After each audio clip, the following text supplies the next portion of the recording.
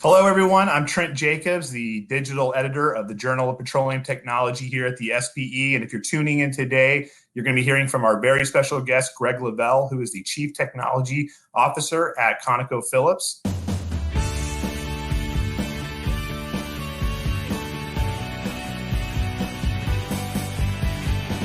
Greg, I want to thank you for joining us. Yeah, Trent, thanks so much. It's exciting to have a chance to be on SPE Live and look forward to our conversation. Great. Well, Greg, let's jump right into it. You know, this is a unique period in the history of the oil and gas industry that we're all living through. And one aspect of it is that every oil and gas company is having to reassess or reduce their spending when it comes to things like R&D, which really affects our community because we're always thinking about technology. So how has that roadmap changed or not changed for you at ConocoPhillips? Yeah, so when you think about our technology roadmap, I'd say over the last 3 months when the pandemic's really, hit our industry, we haven't changed our direction to any significant degree. But if you look back further in time, there's been enormous changes. It's really been an evolutionary process over maybe the last 6 to 8 years.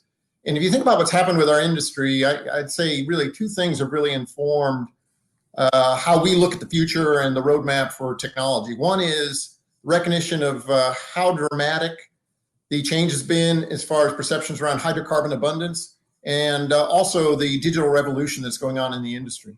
If I was to unpack those two a little bit, you think about hydrocarbon abundance, it wasn't that long ago that most technology roadmaps were focused on challenged resources that, frankly, needed significant improvements in cost of supply to be cost competitive. So if you go back to the first decade after the start of the 21st century, that was the focus of most of the R&D in our industry. Today, we are laser focused on trying to take our low cost supply resources and make them even better. So big switch there. And then the other piece I'd say is digital space. I know there's a lot of talk about digital and, it's almost perhaps being overexposed.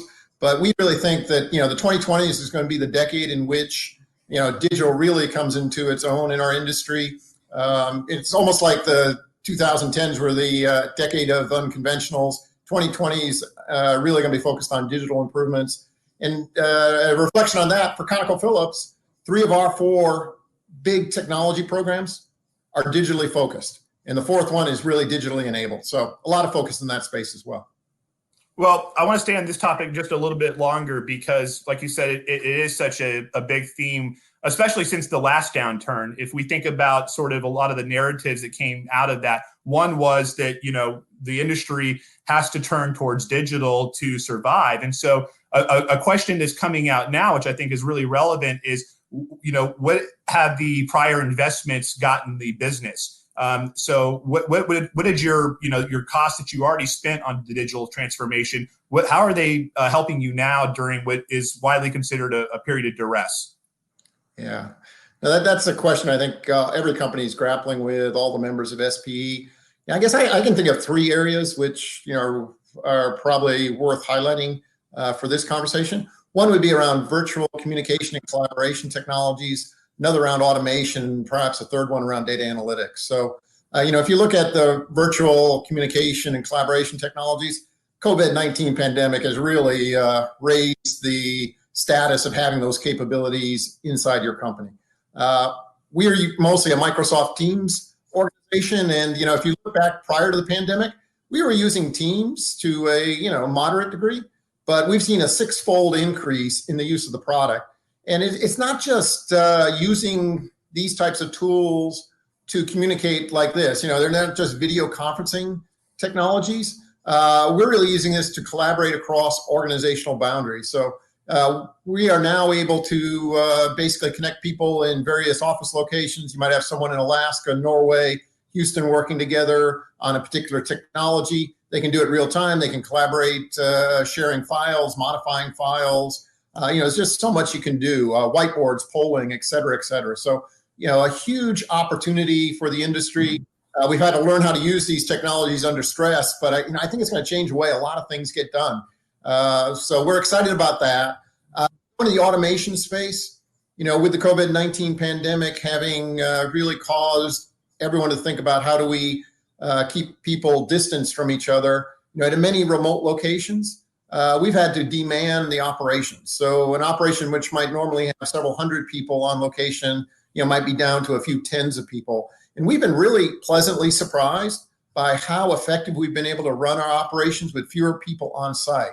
And if you think about what's enabling that, a lot of that has to do with the automation technologies that ourselves and other companies have been installing for the last several years. So, the ability to, remotely operate worked equipment with a minimum amount of human intervention, and have equipment that really is intelligent beyond just a kind of a simple on-off type of choice. So that would be the second one. And then data analytics is very complementary to that. So you think about what's allowed automation to occur at the scale that we've seen here recently. A lot of it has to do with the ability to take data real time, understand what's happening, and make decisions inside the machine, if you will, at a pace that's far faster than what humans could do. So data analytics is an area which is really getting a lot of focus, both in the automation space, but also things like, how do we couple artificial intelligence with some of our traditional physics-based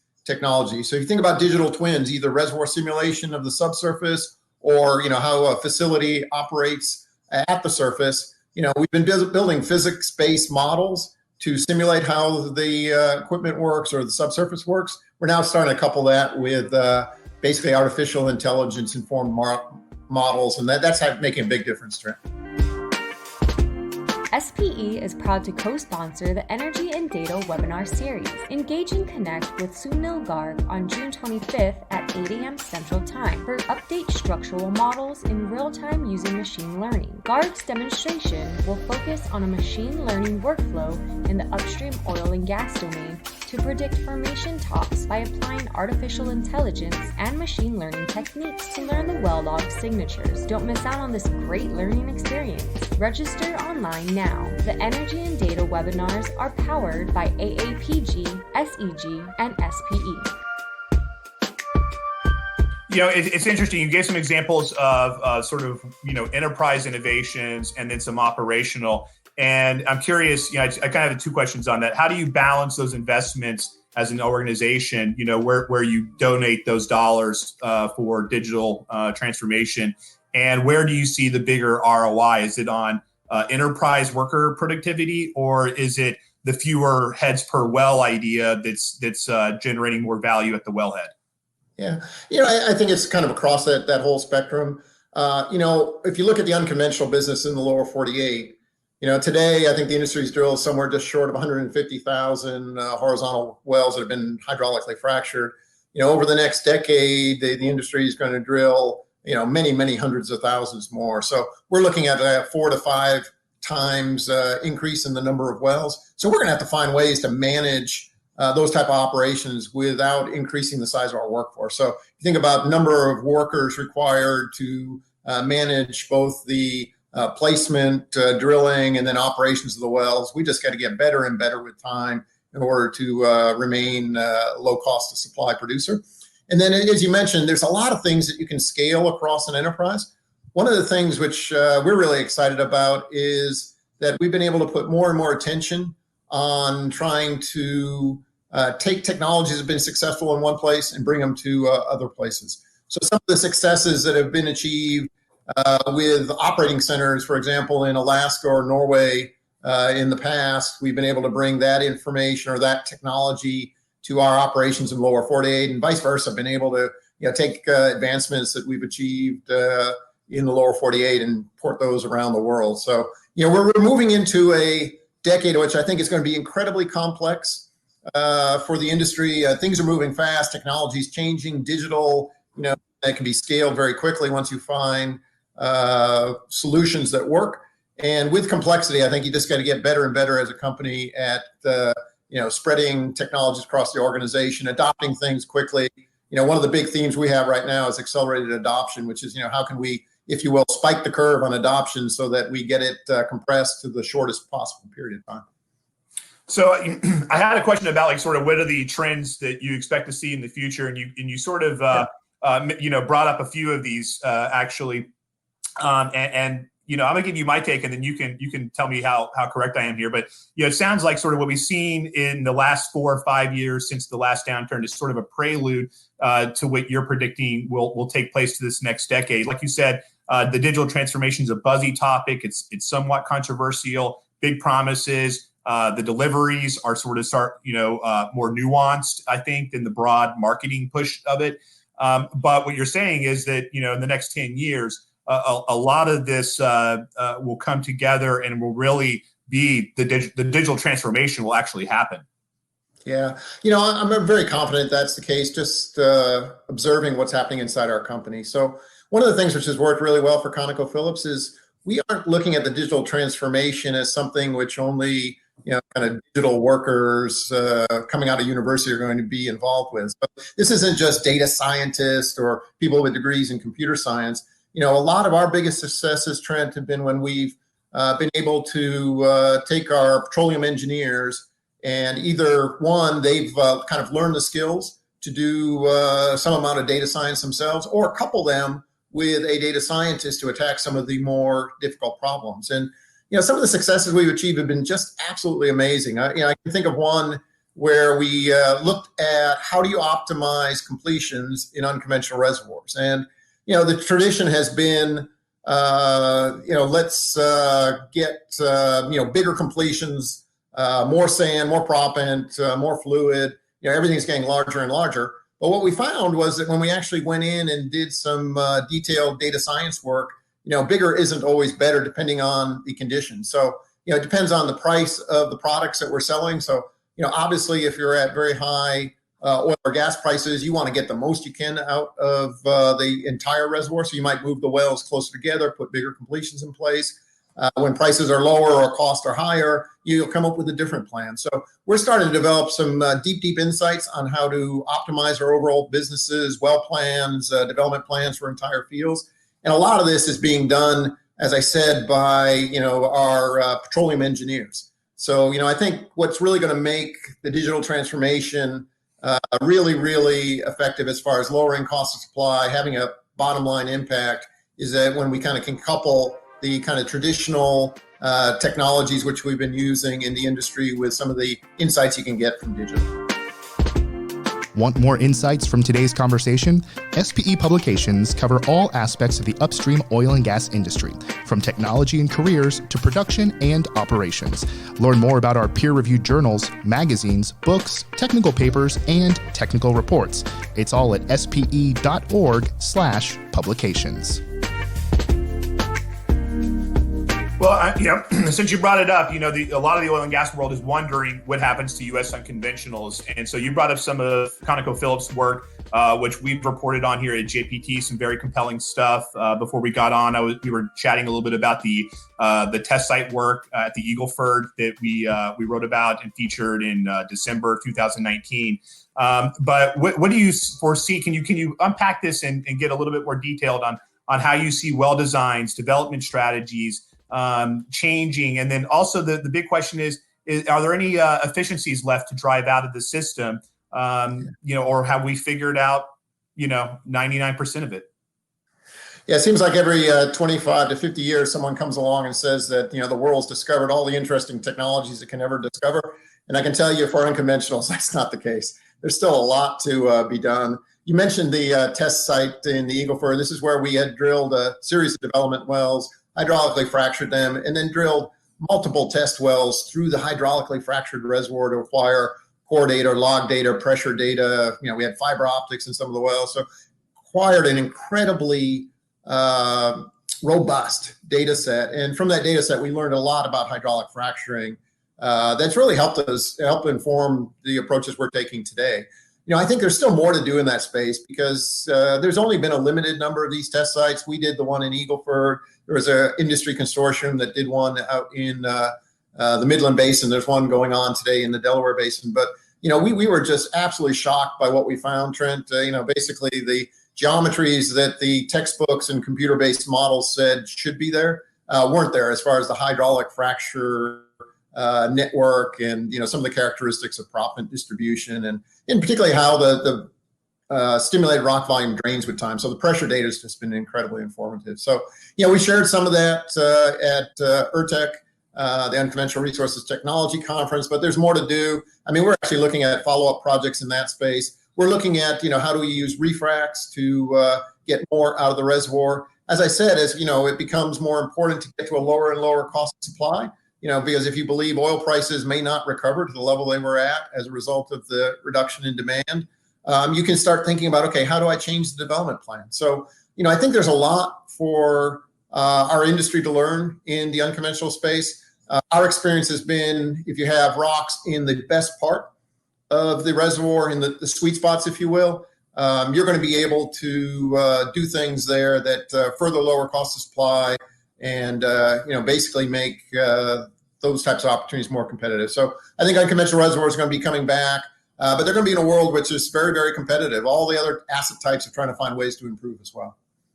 Yeah, it's a good point. It feels like there's been so much learned just in the past few years in the unconventional space, and it's you would hate to think that all that progress is going to be slowed down. And so to hear you speak, it sounds like there's still a lot of room for diagnostics and execution, and the industry has built up some of this new knowledge to where some of these experiments or decisions can actually now be a little bit cheaper to go forward with. But the topic of the day is COVID-19, and one of the it sort of dominated every aspect of our lives these days. But if you just go back to January and the months before January, the biggest theme in this industry was commitments to sustainability. So we're talking about lower emissions programs and zero carbon targets and lower carbon targets. This has been another question. Has COVID changed those priorities? Can you speak to that from ConocoPhillips' point of view? Yeah, so you rightly mentioned that sustainability is something front and center for the industry, and that hasn't changed at all. And in fact, there's great technology stories developing in this space. Sustainability is a topic with a lot of different elements, and I might just highlight two of them. Greenhouse gas emissions, particularly methane emissions from our facilities, wellheads, production systems, and also water sustainability. So if you look at greenhouse gas emissions, the industry has, for some period of time, been looking for ways to be able to monitor for methane emissions and do it, effectively.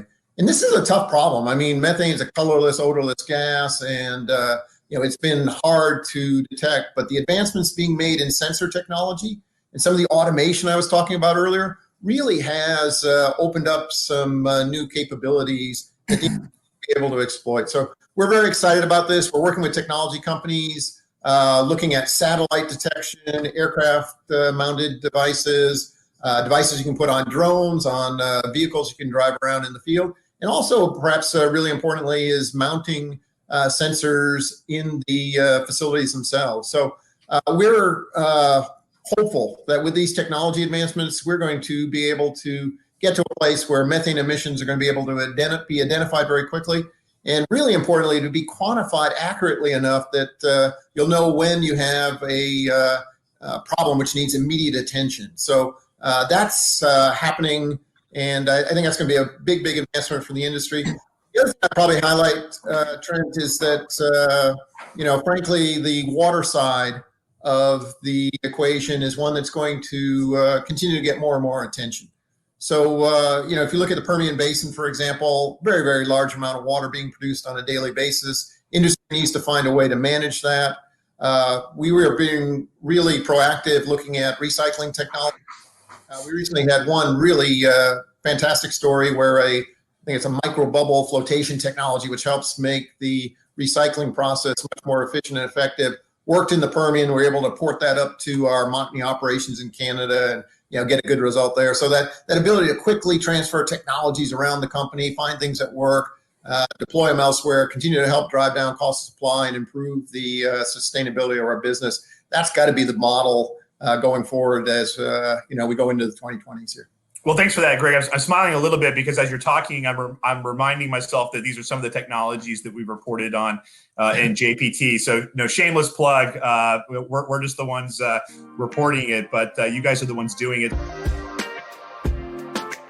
Much of the work of the Society of Petroleum Engineers is accomplished by members. Become a volunteer and use your knowledge and experience to influence SPE programs and activities. As a volunteer, you can enhance your leadership skills while meeting and working with other SPE members from across the globe. There are many opportunities to get involved, regardless of your experience, location, or experience level. To learn more about the League of Volunteers, visit spe.org/volunteer. But Greg, I wanted to come back to sort of the SPE and walk away a little bit from, sort of thinking about operations and technology, applications in that regard for E&P. What is your advice for SPE members who are faced with these challenging times? Should they be thinking about new skill sets? What is the most important thing that they should be doing to advance their careers during these challenging times? Yeah. So when we look inside of ConocoPhillips, one of the things we are very aware of is that as we, develop new capabilities, we're going to need the human capacity to utilize those capabilities. And as I said, the industry is evolving very quickly. So I'd say continuous learning, upskilling, if you will, is really going to be a focus for many companies, and really should be a focus for all of us. In the data analytics space, I mentioned that, we're really trying to arm our petroleum engineers, our geoscientists, our business people with those skills, because we see them as being absolutely mission critical to being successful in the years ahead. Frankly, I'd ask all the SPE members to think about what can I do to become more digitally aware, work with more digital technologies. It's not to say that our traditional technologies, the reservoir engineering, the production engineering, capabilities are diminished in value, but being able to couple digital with kind of those core technologies, I think that's really going to be the secret sauce as far as companies being able to continue to advance their ability to lower cost supply, get ahead of sustainability issues, and companies need those type of capabilities. It would make sense for the members to really focus their time and energy on developing those capabilities themselves. Okay, well, thank you, Greg. I want to open it up to the Q&A session here. We have about, it looks like about 10 minutes for that. And so the first question that came through that I thought was pretty interesting takes us back to technology and keeps us in the digital realm. So, can you talk to us, Greg, about, what you think about producers embracing open data, open source tool sets to advance industry efficiency? This is something that we've seen take place in other industries. How is that going to work out in this one? Yeah. So whoever asked that question obviously understands that the more data you have access to, the more likely it is you're going to be able to develop deep insights. So, I think one of the challenges for the industry is how do we go about sharing key data sets such that the industry as a whole can make advancements as quickly as practical. We are actually a fairly fractionated industry. I mean, if you compare us to most other industries on the planet, we have far more players in the industry than most others. So the ability to get access to data that allows you to see the bigger picture is going to be important. Some of the things we're investigating data sharing consortiums. We've got one going up in the Bakken with Woodmac, where they've got a collection of operators together who have agreed to share certain data that isn't in the public domain, so that all of the operators can get a better understanding of how to optimize well designs in the Bakken and best operate the wells. I think you're going to see more and more of that. You're seeing a lot of data gathering services, if you will. So, services that go about and gather up all the data in the public domain, some of them doing analytics on those, making those available to companies. So you don't necessarily need to be a big company to gain access to some of these tools and capabilities. But, the industry really does need to find ways to do this, because in the final analysis, we're not just competing with each other. We are competing with other sources of energy. And, frankly, we've got to keep driving down the cost of supply for oil and natural gas. I've used that term a lot. For those of you who aren't familiar with it, it's, the price you would need to receive for the sale of your product to get a 10% or higher rate of return, or at least that's the way we think about it. So if you drive down that cost supply point, you can make a good return at a lower and lower product price. And we think that's going to be the game that the winners are going to play in the 2020s. Whenever low prices come back to this industry, certain segments of it suffer more than others. And so I had a couple of questions come in about the deep water sector and then also EOR, because we know this is an area where, and I'm specifically referencing unconventionals or shale EOR here, which is something that takes us back to your technical work in the Eagle Ford. So can you comment on, how this next round of lower for longer affects those two segments of the business? Yeah, so in the shale space, a number of companies are engaging in EOR projects, most of them in the Eagle Ford, but in some of the other plays, there's been efforts underway now for some time. We're seeing, I think the industry is seeing some mixed results. I mean, the ones we've seen that have been successful, you've been able to contain the gas in a relatively small area. The ones that haven't worked so well, if you have a fracture network that extends across the basin, you just can't pump up the pressure in a small enough area to have an impact. So I think there's a lot of things yet to be done in that space. As with many other aspects of unconventional, a lot of the initial approaches to things like EOR have been, let's take a technology we used in conventionals and see how it works on unconventionals. And perhaps the better question for unconventional EOR is, are there some alternative approaches that really are customized for the type of system you're dealing with there? In the deep water, ConocoPhillips pulled out a deep water exploration and development, several years ago now, almost half a decade ago. And that was really a part of this evolution of our overall technology strategy and our company strategy. As I said at the outset, 10 years ago, ConocoPhillips was looking at a number of challenged resources. Our peers around the industry were doing the same thing. People were looking at gas hydrates on the north slope of Alaska, developing oil offshore in the Arctic in areas where there was sea ice on the surface 6 to 9 months out of the year. Oil shale in Colorado, that's where the oil is locked in the rocks and has to be, you have to heat up the rocks in order to extract those oils. When we looked at deep water, we thought, that was going to be a relatively high cost of supply for them to be engaged in. So for our company, we made a strategic decision. That was a hard decision because ConocoPhillips has been in the offshore since the beginning. We went into the offshore right after World War II. When I joined the company, I joined Conoco in the early 80s. It was an offshore company. And of course, deep water today is the frontier in offshore. That's where most of the new big discoveries will be made. But, we are really taking to heart this view that, you need to have the lowest possible cost supply to be a winner in this industry. It's not to say there aren't going to be good deep water discoveries. And you look at some of the stuff like off Guyana, exceptional results. But, we thought that overall it wasn't going to be a game we were going to want to play or be able to play effectively. Are you considering becoming an SPE member? When you join SPE, you join a society of dedicated professionals just like you, working to address the technical challenges of the global oil and gas industry. SPE membership gives you the opportunity to make local and global connections and build a network of influential technical leaders from every discipline. Learn more at spe.org/join. If we take things back to, unconventionals for a second, there's been a lot of talk about pressure monitoring these days. This is something that we've reported on heavily at JPT because we're looking for, sort of that next evolutionary step, change, if you will. And the pathway leads to something called real-time fracturing or on-the-fly fracture design. This has been a big topic in the completions community because, especially amongst the engineers who are really striving to, improve these designs and lower capital costs for these wells, move us away from cookie cutter designs. Could you offer us some thoughts or a prediction on the future in this respect? Is real-time fracturing going to change the business in the next several years? Yeah, I think it is. I mean, when you look at the capabilities that are being developed as far as sensing technology, automation, you start thinking about how can you apply that when you're pumping a hydraulic fracture away. We know that the rocks talk to us. The rocks tell us about what's happening downhole. It should influence how we, design, if you will, the fracture stimulation job. So, I think monitoring what's happening real time and then having the capabilities to understand based on what the sensors are telling us what we should do is going to be an area with a lot of opportunity ahead, Trent.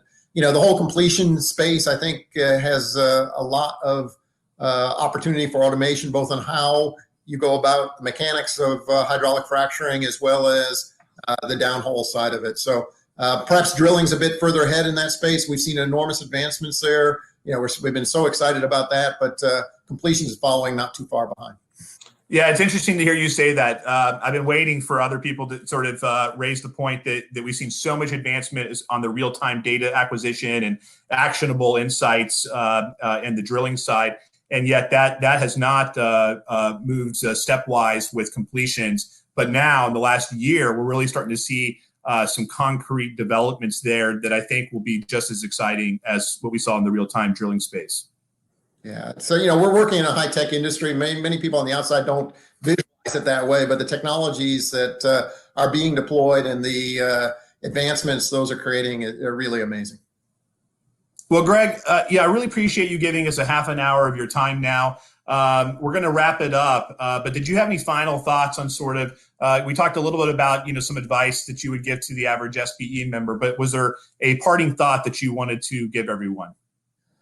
I hadn't thought about that beforehand, but I guess, if I was to pass on what I'm passing on to the ConocoPhillips employees, it's really to, continue to upskill your capabilities, stay focused on learning, developing and broadening your network and relationships, and then stay optimistic about the longer term future. This is an industry that goes through big ups and downs. We're in a down period right now, but the industry will come back stronger as long as we keep innovating and finding ways to improve upon what we do. Well, thanks, Greg. We will be sure to keep our chins up. With that, I want to say stay healthy and safe, and goodbye for now. Thanks again, Greg.